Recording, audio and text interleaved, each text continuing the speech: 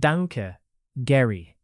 Sie hören Search the Scriptures Daily, ein Programm, in dem wir jeden ermutigen, der Gottes Wahrheit kennenlernen möchte, für alles, was für die Errettung und dafür wesentlich ist, sein Leben so zu führen, dass es ihm gefällt, auf Gottes Wort zu schauen. In diesem Abschnitt unseres Programms in dieser Woche setzen wir unsere Besprechung von Dave Hunts neuem Buch Judgment Day, Islam, Israel and the Nations fort. Nun Dave, wir werden mit Kapitel 3 weitermachen, aber ich möchte im Grunde eine Empfehlung für das Buch Judgment Day, Islam, Israel and the Nations vorlesen, und die stammt von General Shimon Aram. Ich weiß nicht, ob er inzwischen im Ruhestand ist, aber der bekannteste, würde ich sagen, von allen israelischen Generälen in den IDF. Er lebt noch. General Aram war in jedem Krieg 7-mal verwundet. Er ist, glaube ich, 83. Er war einer von denen, die David Ben-Gurion gebeten hat, dort in Israel das erste Offiziersausbildungskorps aufzubauen. Er führte einen Konvoi an, auf dem Weg zu versuchen, nach Jerusalem durchzubrechen, als Ben-Gurion am 14. Mai 1948 die Unabhängigkeit ausrief. Er war auch in der Freiwilligenbrigade, der palästinensischen Brigade der britischen Armee. Sie bekamen einige Freiwillige aus Israel, Juden. In dieser palästinensischen Brigade waren keine Araber. Die Araber kämpften auf Hitlers Seite. Er erzählte mir, die Briten hätten nicht allzu viel Vertrauen in diese sogenannten Juden aus Palästina gehabt. Sie haben sie sozusagen auf Wachdienst gesetzt oder was auch immer. Und dann gaben sie ihm einen Auftrag mit einigen seiner Männer. Dort drüben erkunden Nazitruppen oder so etwas. Und sie haben eine Aufklärungspatrouille draußen und so weiter. Warum schleicht ihr euch nicht rüber und versucht herauszufinden, was sie vorhaben? Und Shimon sagte mir, er sagte, wir schleichen uns nicht rüber und versuchen herauszufinden, was sie vorhaben. Ich habe sie gefangen genommen. Wir haben sie gefangen genommen und zurückgebracht. Aber jedenfalls ein sehr interessanter Mann. Und übrigens Tom, er trägt überall, wo er hingeht, 2 Bibeln bei sich. Er glaubt an den Gott Abrahams, Isaaks und Jakobs. Er glaubt, dass der Gott Abrahams, Isaaks und Jakobs ihnen dieses Land gegeben hat und sie beschützt und dass er ihn bei vielen Gelegenheiten beschützt hat. Er schreibt, nachdem er das Buch gelesen hat. Ich verstehe, er hat es in einem Zug gelesen, was erstaunlich ist. Er konnte es nicht aus der Hand legen. 400 Seiten. Genau. Dave Hunts Judgment Day hat enzyklopädische Dimensionen zu den entscheidendsten und lebenswichtigsten Fragen unserer Zeit. Fragen von Leben und Tod, die uns sowohl als Einzelne als auch als jüdisch-christliche Gemeinschaft betreffen. 1948, als der Staat Israel gerade wieder errichtet wurde, standen 600.000 Israelis 80 Millionen Arabern gegenüber. 60.000 schlecht ausgebildete und schlecht ausgerüstete israelische Soldaten einer neu organisierten Armee, 6 Monate alt, zerschlugen 600.000, ein Verhältnis von 1:10 Soldaten von 4 arabischen Armeen, gut ausgebildet und schwer bewaffnet, verstärkt durch Einheiten aus mehreren zusätzlichen arabischen Ländern, ganz zu schweigen von der aktiven Hilfe der Briten. Scham und Demütigung überrollten die gesamte islamische Welt. Um Israel zu beseitigen, wurde eine Strategie erdacht, die die unheilige Dreieinigkeit etablierte: islamischer Terrorismus, ein feindliches antisemitisches Europa und eine korrupte Vereinte Nationen. Der Slogan der Eroberung lautet: zuerst die Samstagsleute, dann die Sonntagsleute. Europa ist bereits von Horden von Muslimen überrannt worden. Das alles steht in Dave Hunts Judgment Day. Wer ist als nächstes dran? USA? Wie die biblischen Propheten hat Dave Hunt eine Vision und zögert nicht, einen Schlachtruf auszustoßen. Judgment Day ist Pflichtlektüre und ein Aufruf zum Handeln. Jakobus Aussage, das heißt ein Zitat aus Jakobus 2,26, Glaube ohne Werke ist tot, kann nicht ignoriert werden. Nicht nur wird der Glaube tot sein, sondern leider auch die Gläubigen, wenn wir nicht handeln. Dave Hunt macht es in Judgment Day völlig klar. Es ist ein kraftvolles Buch. General Shimon Aram, im Ruhestand. Wow! Dave in Kapitel 3 mit dem Titel wer erbt das verheißene Land? Zeigst du anhand der Bibel, dass Abraham mindestens 8 Söhne hatte. Und du stellst die Frage, welche dieser Söhne kommen für das Erbe in Frage? Oder bekommen sie alle einen Anteil? Ja, nun, natürlich ist diese Frage ist heute von großer Bedeutung. Nun, die 6 Söhne, die ihm durch Ketura geboren wurden, seine zweite Frau, nachdem Sarah gestorben war, deren Nachkommen sind so gut wie verschwunden. Wir kennen keine Überlebenden, was interessant ist. Der erste Sohn war natürlich Ismael. Nun, das war der Sohn des Unglaubens, nicht der Sohn der Verheißung. Gott hatte ihm einen Sohn durch seine Frau Sarah verheißen. Sie sagte, sie könne keine Kinder bekommen. Und tatsächlich konnte sie es offenbar nicht. Sie waren viele Jahre verheiratet. Also schlug sie Abraham vor: Du solltest zu meiner Magd Hagar eingehen und mit ihr schlafen. Und Gott wird dir den verheißenen Sohn durch sie geben. Nun, also befolgte Abraham den Rat seiner Frau. Und leider ernten wir die Folgen davon bis heute. Unglaube und Ungehorsam haben ernste Konsequenzen. Auch wenn Gott uns dafür vergeben mag, gibt es Konsequenzen, die in Gang gesetzt sind und weitergehen werden. Und natürlich war Sarah dann eifersüchtig auf Hagar, nachdem das passiert war, und verbannte sie und ihr kleines Kind. Und dann brachte Gott sie zurück. Und es gab so etwas wie eine Versöhnung.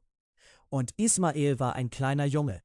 Und Abraham liebte ihn, und Sie finden das, seine Geburt ist in 1. Mose 16 festgehalten. Wir gehen jetzt in 1. Mose 17 hinein. Gott sagte zu Abraham, das ist eine sehr wichtige Stelle: Der Sohn Hagars, das ist nicht der Sohn der Verheißung. Aber ich habe versprochen, dir einen Sohn durch deine Frau Sarah zu geben. Und ich werde das sehr bald tun. Abraham lachte. Er kann es nicht glauben. Wie soll das möglich sein? Das ist der große Mann des Glaubens. Er ist der Vater der Gläubigen. Dennoch hatte er Zeiten des Zweifels. Und er sagte, warum kannst du nicht einfach Ismael segnen? Du hast mir einen Sohn gegeben, Ismael. Ich liebe ihn, er ist ein guter Junge. Warum kann er nicht der Sohn der Verheißung sein? Gott sagt, er ist nicht der Sohn der Verheißung. Ich werde dir einen Sohn durch deine Frau geben. Du sollst seinen Namen Isaak nennen. Und er wird derjenige sein, der den Segen erbt, den ich dir verheißen habe, er und seine Nachkommen. Nun, man würde denken, das wäre genug. Sogar der Koran sagt, dass das der Fall ist, dass das Land den Juden verheißen wurde und ihnen gehört. Doch die Araber sagen, nein, das stimmt nicht. Ismael war der Erstgeborene. Der Erstgeborene erbt.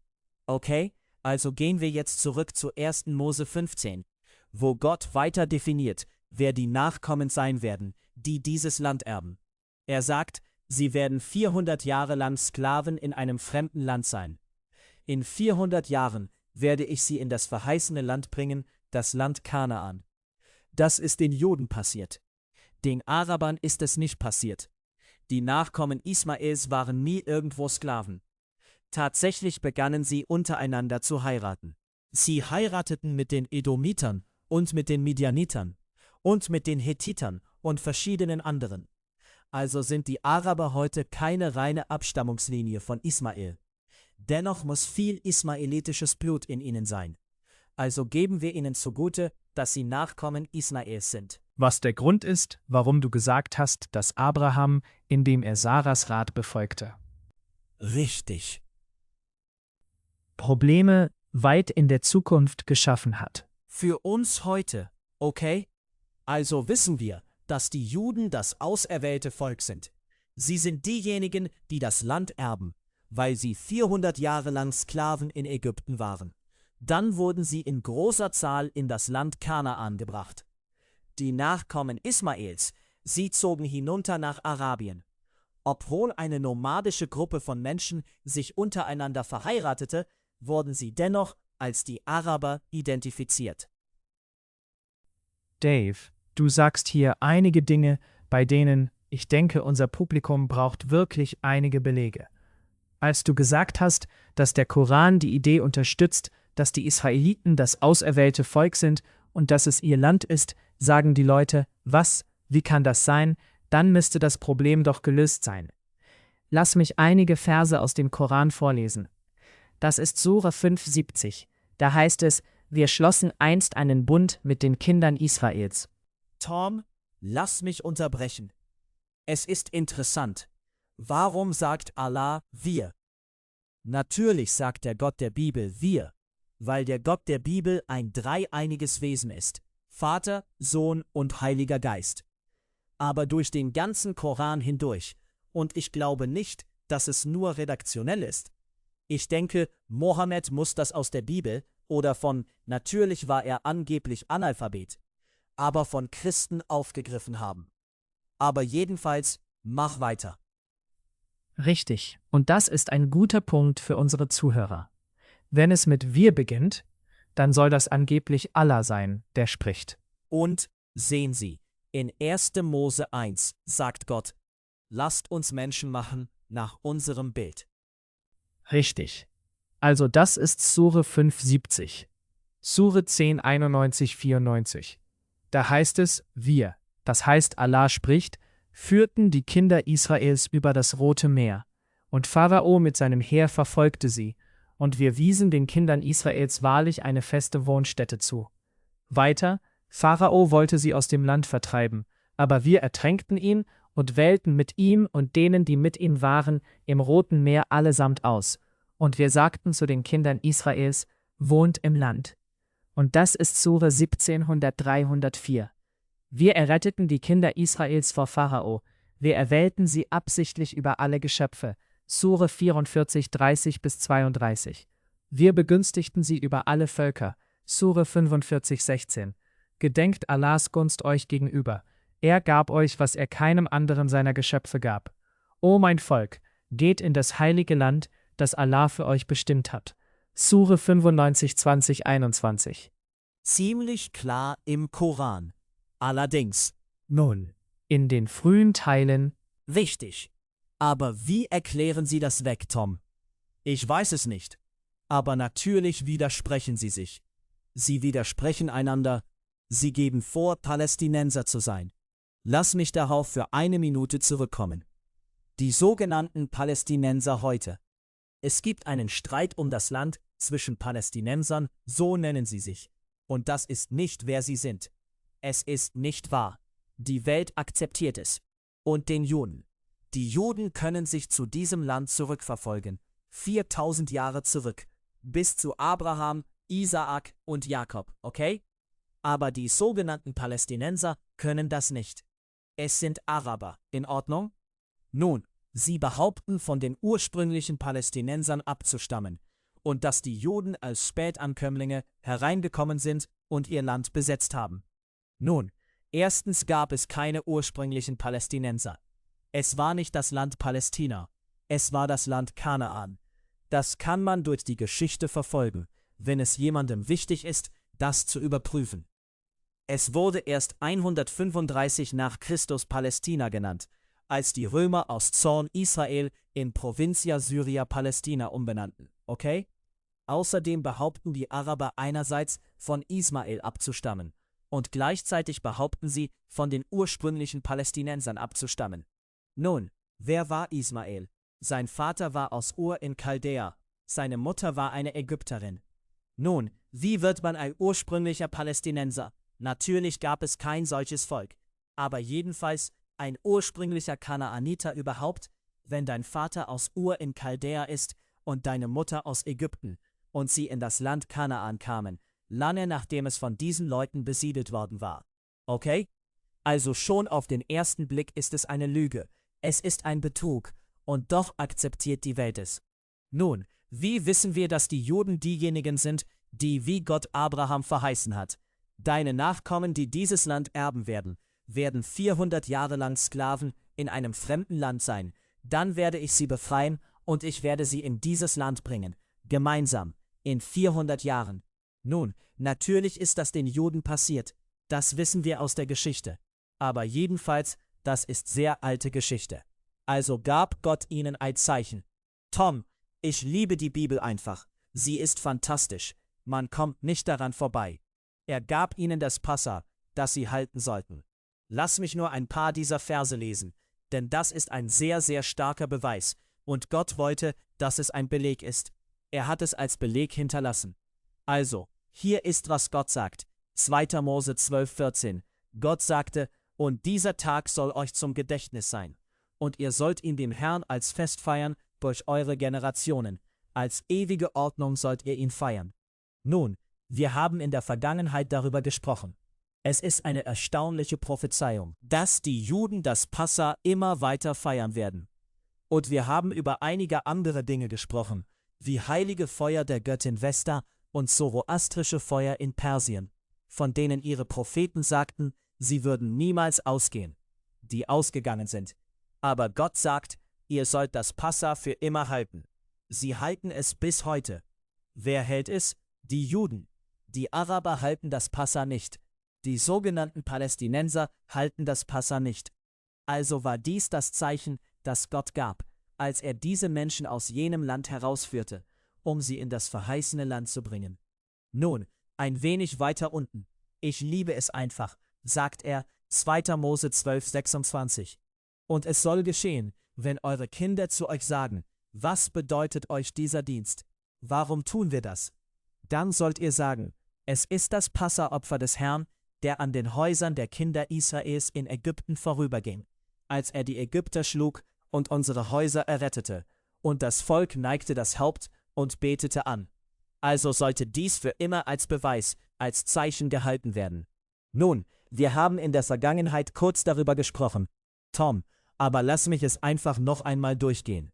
Wenn du ein Ereignis hast, das von einer Vielzahl von Menschen bezeugt wird, und genau zu dieser Zeit wird es durch irgendein Gedenken als Erinnerung festgehalten, das danach Jahr für Jahr, Woche für Woche, was auch immer es ist, beibehalten wird, dann hast du einen absoluten Beweis, ohne jeden Zweifel.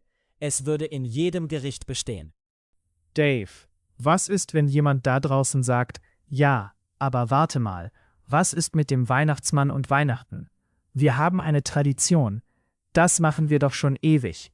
Was soll das? Das macht ihr nicht schon ewig. Ich meine, ihr wisst nicht einmal, wann das begonnen hat. Na ja, du weißt, was ich meine. Du weißt schon, es gibt das schon lange. Aber du weißt nicht, wann es begann. Und es ist nicht dazu da, irgendein tatsächliches Ereignis zu feiern. Es ist nicht dazu da, eine tatsächliche Person namens Santa zu feiern, die herumging und allen Geschenke gab. Jeder weiß, dass das ein Mythos ist. Nun, ich veranschauliche es so. Angenommen, wir stünden immer noch unter den Briten. Wir wären hier immer noch eine britische Kolonie. Und dann kommen du und ich auf eine brillante Idee. Wir sagen, hey, lass uns sagen, es gab einen Unabhängigkeitstag. Wir haben unsere Unabhängigkeit 1776 bekommen. Natürlich ist das nicht passiert. Wir stehen immer noch unter den Briten und wir gedenken dessen seitdem jedes Jahr am 4. Juli mit Feuerwerkskörpern und so weiter. Nun, sofort würde jemand sagen, na ja, das haben wir letztes Jahr nicht gemacht, das haben wir das Jahr davor nicht gemacht. Also könntest du nicht einfach etwas anfangen und sagen, oh, das machen wir schon seit dem Anfang. Das ist ein Gedächtnis. Das Passa ist ein Gedächtnis an ein tatsächliches Ereignis, das passiert ist. Sonst hätten sie das nicht beibehalten. Und sie haben es letztes Jahr beibehalten. Das Jahr davor. Du kannst in der Geschichte so weit zurückgehen, wie du willst. Du findest keinen Zeitpunkt, an dem sie es nicht gehalten hätten. Und die Tatsache, dass die Juden es heute überall auf der Welt halten, wahrscheinlich 90% aller Juden. Und wenn du nach Israel gehst, ich glaube, es waren letztes Jahr in Jerusalem 96%. Aber 30% der Israelis behaupten, Atheisten zu sein. Sie halten das trotzdem. Und Gott sagte, das ist der Beweis, dass ich Gott bin. Ich bin der Gott Abrahams, Isaaks und Jakobs. Ich habe euch erwählt. Ich habe euch dieses Land gegeben. Ich habe euch aus der Sklaverei herausgeführt. Euch in dieses Land gebracht. Und niemand kann es bestreiten. Also haben wir einen absoluten Beweis, wem dieses Land gehört. Und doch akzeptiert die Welt die Lügen. Nun, Tom, ich erwähnte vorhin General Shimon Erem, dass er Teil der palästinensischen Brigade war. Als die Römer Israel in Palästina umbenannten, war jeder, der dort lebte, ein Palästinenser. Wer lebte dort? Die Juden. Man jagt sie hinaus, sie kommen zurück. Das ist unser Land. Gott hat es uns gegeben. Okay? Also wurden die Juden Palästinenser genannt. Also erwähnte ich die palästinensische Brigade, Zweiter Weltkrieg. Was war das? Kein Araber darin. Das waren Juden. Es gab die Palestinian Post, eine jüdische Zeitung, das palästinensische Symphonieorchester. Im Buch zitieren wir führende Araber, die sagen, es gibt keinen Ort namens Palästina. Wir sind keine Palästinenser, die Araber sind keine Palästinenser. Wenn überhaupt jemand ein Palästinenser ist, dann sind es diese Juden. Und ich zitiere unter ihnen Ahmed Shukeri. Ahmed Shukeri, 1956, bei einer Aussage vor den Vereinten Nationen sagte, es gibt keinen Ort namens Palästina.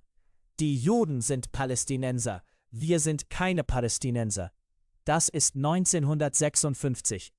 8 Jahre später wurde Ahmed Shukeri der Gründungsvorsitzende der Palästinensischen Befreiungsorganisation. Er log, sie logen, sie änderten ihren Ton. Und Tom, ich werde wütend, weil die Welt es akzeptiert. Und dieser Mann wird zur Grundlage, auf der sie irgendeinen Scheinfrieden im Nahen Osten machen wollen.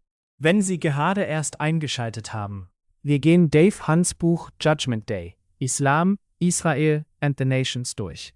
Nun, Dave, in Kapitel 3 hast du ein paar Seiten, die einfach umwerfend über die Bedeutung Hebrons für Israel sind.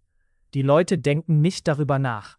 Du weißt schon, wir hören, was in Jerusalem passiert, aber Hebron, das ist eine Tragödie. Und die sogenannten Palästinenser behaupten, es sei ihr Land. Nun, Tom, ich glaube, wir haben da ein Zitat vom britischen Polizeichef, wenn du es finden kannst. Was dort vor sich ging. Es war schrecklich. Siehst du, du hattest eine Gruppe, ich erwähnte, von Pazifisten. Nun, du hattest es in National Catholic Reporter, wie du weißt. Ein zweiseitiger Artikel. Du hast dort drüben eine Gruppe, Quäker, glaube ich, und sie sagen, wow, wir sind hier, um Frieden zu bringen, denn das gehört nicht den Israelis. Sie sind hier eingezogen und sie verfolgen diese Palästinenser. Es gehört ihnen. Und wie kommt es, dass sie wieder zurückgekommen sind? Tom, ich erkläre. Warum sind sie wieder zurückgekommen? Sie waren dort. Das ist, wo Abraham sich niederließ. Abraham, Isaak und Jakob lebten dort. Sie wurden 1948 hinausgeworfen, als die Jordanier Hebron einnahmen. Sie zerstörten jede Synagoge. Sie warfen alle Juden hinaus. Es ist gegen das Gesetz, dass ein Jude hineingeht. Du sagst, warum oder wie kommt es, dass die Juden zurückkommen? Nun, schließlich, als Israel es zurückeroberte, erlaubten sie einigen Juden, wieder hineinzukommen. Aber Tom, hast du diese Stelle gefunden? Richtig. Das ist ein britischer Polizeichef von Hebron. Und später, nachdem er durch die Presse hörte, was vor sich ging, stellte er die Dinge richtig. Als ich Schreie hörte, ging ich eine Art Tunnelgang hinauf und sah einen Araber dabei, einem Kind mit einem Schwert den Kopf abzuschlagen. Als er mich sah, versuchte er den Schlag auf mich zu richten, verfehlte aber. Ich erschoss ihn. Hinter ihm war eine jüdische Frau, über und über mit Blut bedeckt, und ein Mann, den ich als einen arabischen Polizeikonstabler namens Esau Scharel aus Jaffa erkannte, stand über der Frau mit einem Dolch in der Hand. Er sah mich und rannte in ein nahegelegenes Zimmer und versuchte mich auszusperren, wobei er auf Arabisch rief, »Euer Ehren, ich bin ein Polizist.« Ich gelangte in das Zimmer und erschoss ihn. Tom, das war nur ein Beispiel dessen, was dort vor sich ging.